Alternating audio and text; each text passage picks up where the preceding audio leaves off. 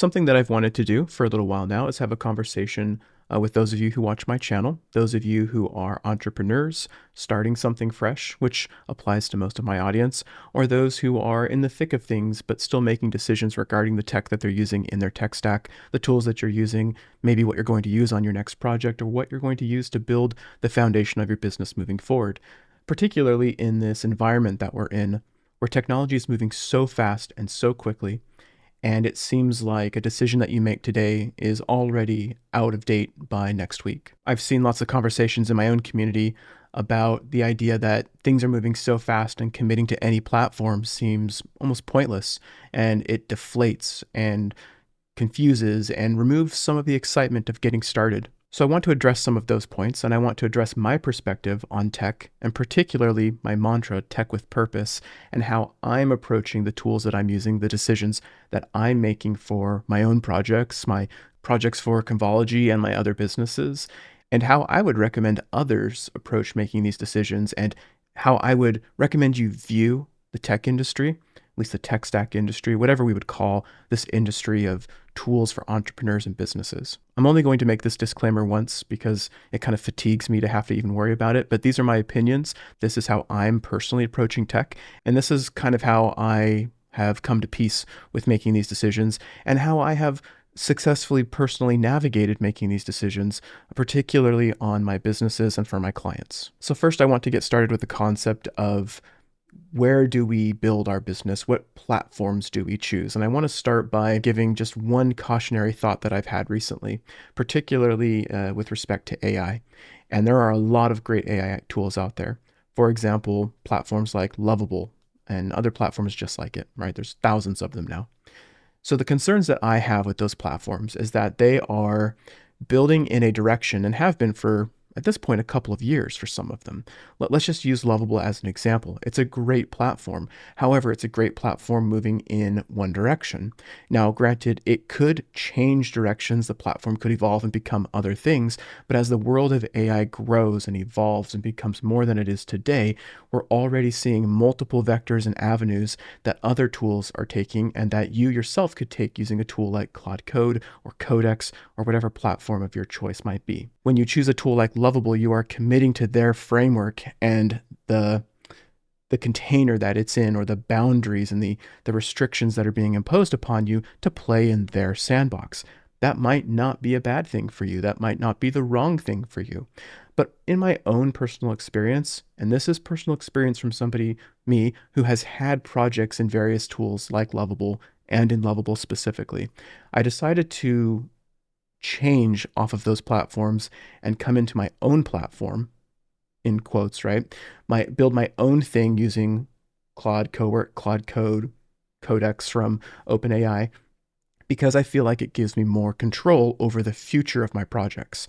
If you build your projects in a tool that closes the sandbox off or requires you to go down a particular path, you limit your options in the future. So this is more of a cautionary tale about keeping your options open as the industry is evolving so fast that we don't really know where it's going to go. The companion to this cautionary tale, maybe the next chapter of it, so to speak, is the idea that you want to be building in a platform or framework, insert whatever language you want to use here, coding language, etc., that is not going to restrict your capabilities moving forward. So for example, in the world of AI, you can build using tools like Lovable or High Levels AI Studio, but unless you have an understanding of the underlying platform or the underlying language that those build things on, you might miss out on some crucial details that, oh, those are building as single page applications using predominantly JavaScript and how it renders and how it interacts with web browsers and SEO and all of those other factors that 99% of the world, probably more, have no idea about. Contrast that with using something like Claude Code or Codex to build in a framework like Astro, something that's more universally open, more friendly for building websites, in some cases building some projects, and having more control to be able to tell a platform, use this language, please, use this framework, please. You can have more control over your project's future by being able to build it in a way that you're not just stuck doing only what this tool can build in. You can't go to most of these tools that are off-the-shelf solutions and have control over what they program or what they build in. And again, this is a tough conversation because the vast majority of people really don't even understand the underlying problem or the implications of their decisions to go build on a platform like Lovable. So that's partially why I want to have this conversation, and I want to help inform a lot of people who watch my channel that may not understand there are implications for your choices on what tech stack you're going to use. And if you're going to approach technology in your business with a purpose, and you want to be purposeful in your decisions, understanding that your decision has ramifications 10 steps down the road, then this is something you really should understand, particularly as most people I talk to are using AI now. It's a complex conversation, probably beyond the scope of me being able to ramble on in this video about, which I could probably do for another 30 minutes. I will say, if you do have more questions, please join us in Convology Plus. This is where we talk about this regularly. There's a link down below in the description. It is my membership, but it's where I can go deeper with you in office hours and workshops, just in the community in general. That's probably the best place to have this conversation with me, where we can walk through your individual use case, because that's honestly the most complicated part of this entire thing. We're entering an era where we all have radically unique use cases. We're kind of exiting the era of WordPress, where we all had the exact same use case. Build a website, build a blog.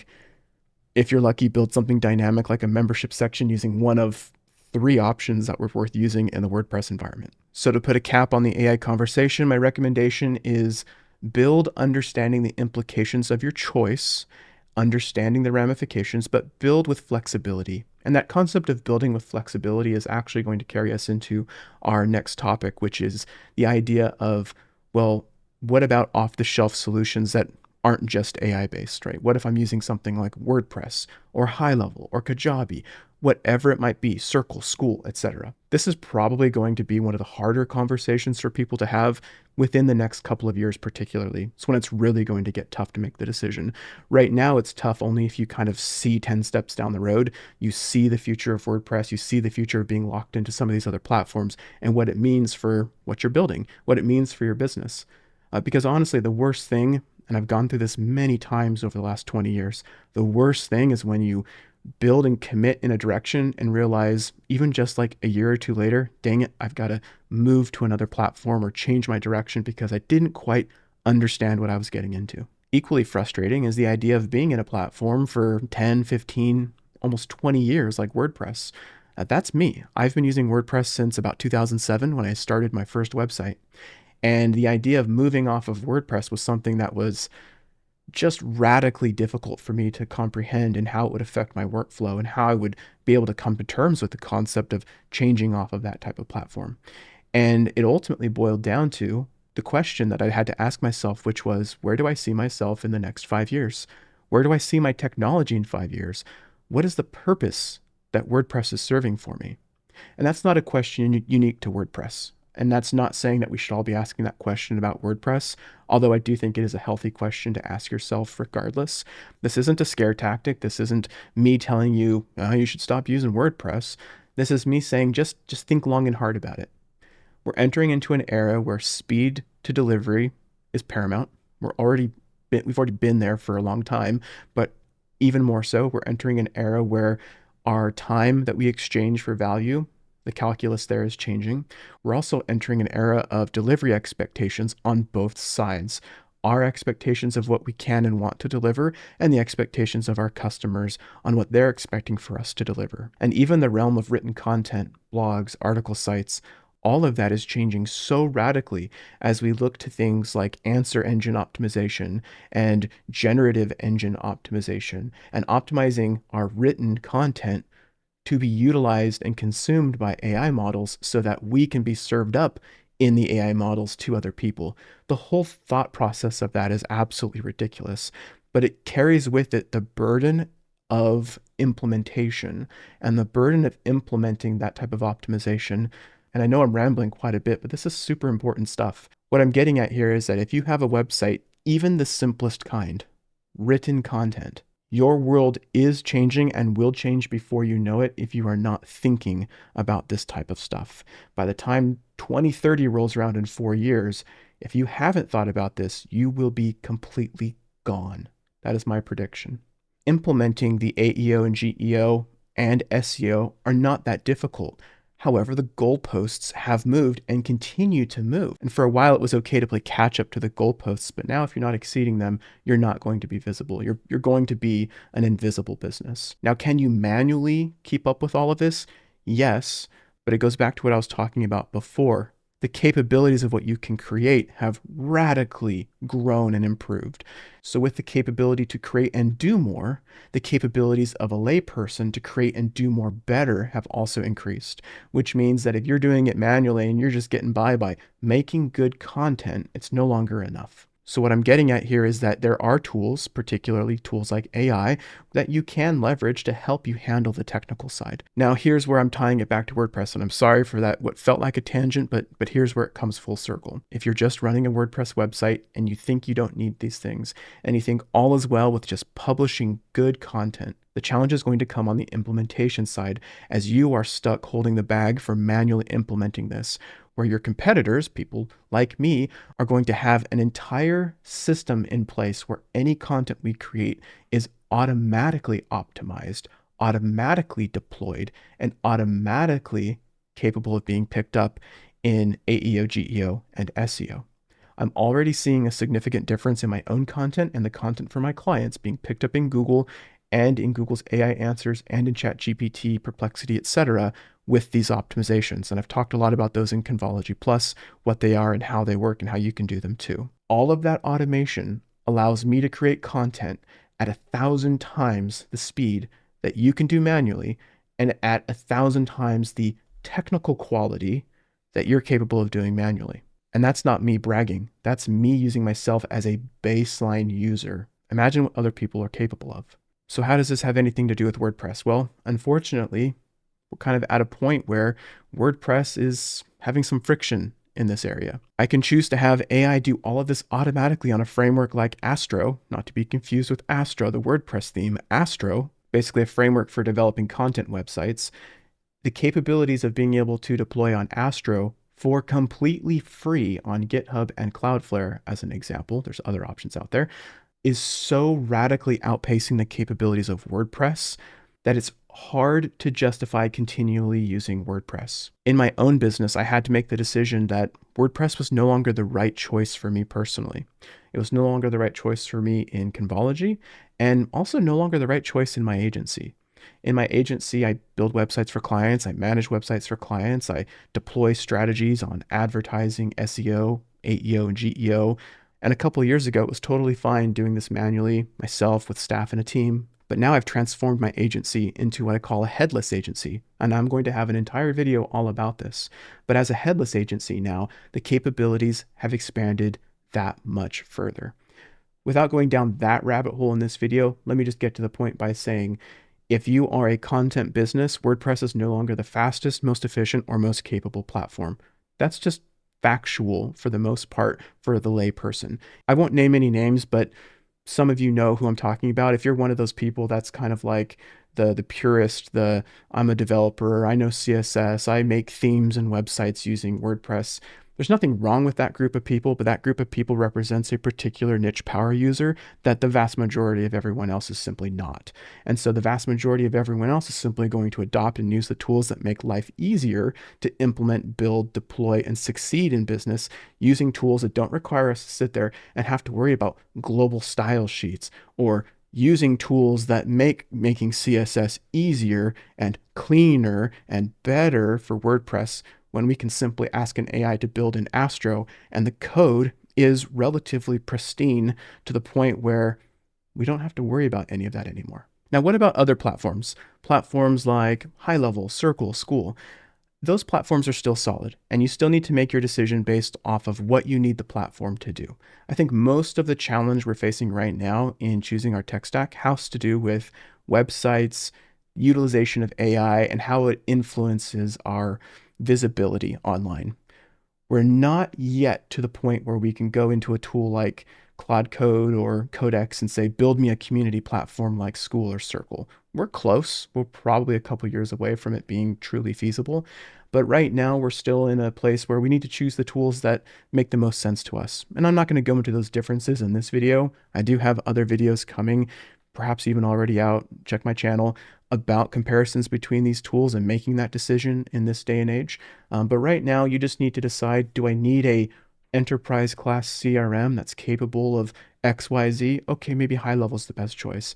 Do I need a strong community platform that does this? Maybe Circle. Do I need a community platform that does this? Maybe School. You can make those types of decisions, and those are still the right decisions to make at this point in time. I'm not going to dissuade anyone from choosing an off-the-shelf solution like those. I think it's still the right choice to make. So what's the big takeaway? What am I really saying here? What I'm really saying is AI has made most of the difference in our decision on the technology that we're choosing. And our purpose is what we truly need to consider as we decide what tools we're going to use. If your purpose is to create a community, if your purpose is to create a local business or selling widgets, the tools we choose matter, but what matters most is the flexibility. I wish I could say in this video that I had the magic solution where I could say, just use this platform, but it's not that simple. In the future, maybe in 5 years from now, I'll be saying the answer is simple. Just make your own. Here's how to do it. But right now, it's not that simple.